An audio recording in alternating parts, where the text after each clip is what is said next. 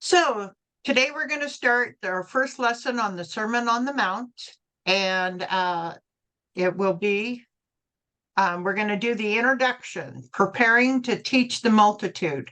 This will be on Luke 6:17 through 19 and Matthew 5:1. Now we are going to start the greatest sermon of all time, taught on a mountaintop without a loudspeaker. It perhaps took a half an hour to say, but it will take us several hours to cover. Let's refresh our memory first on where we are. Location: we're on a mountainside, probably near Capernaum. Time: it is probably near the end of Jesus's first year of ministry. That means it's probably around 27 AD, roughly 1992 years ago. People around Jesus: we will soon learn that there was a large crowd of disciples and a great number of other people were also there, from as far south as Judea to as far north as Sidon.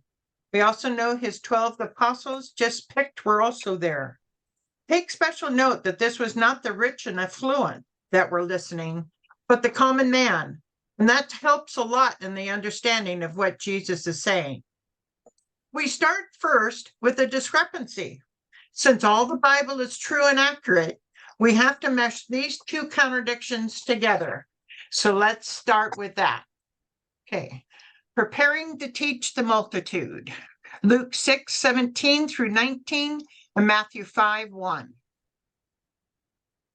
He went down with them and stood on a level place. The he here is Jesus, but who is with him? His disciples. Yeah, his disciples. And remember, he's just picked the 12 apostles too. So they are there as well.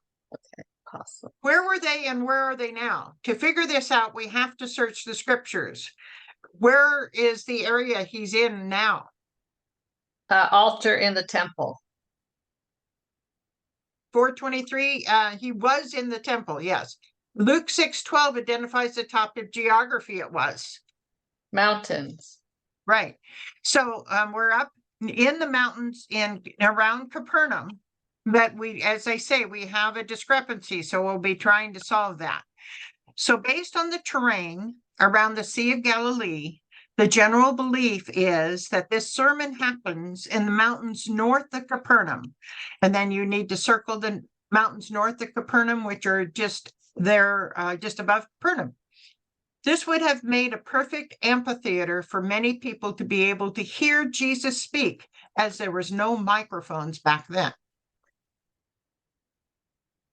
A large crowd of his disciples was there, and a great number of people from all over Judah, from Jerusalem and from the coastal region around Tyre and Sidon, who had come to hear him and to be healed of their diseases. Those troubled by impure spirits were cured, and the people all tried to touch him because power was coming from him and healing them all.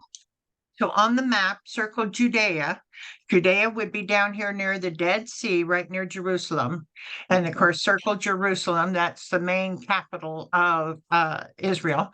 And then Tyre, which is up on the northern coast of the Mediterranean Sea. And then Sidon, which is really up in the north middle of the map. North middle of the picture on the coast of the map. So go ahead and complete number 2. Who had come to hear him and to be healed of their diseases. Those troubled by impure spirits were cured.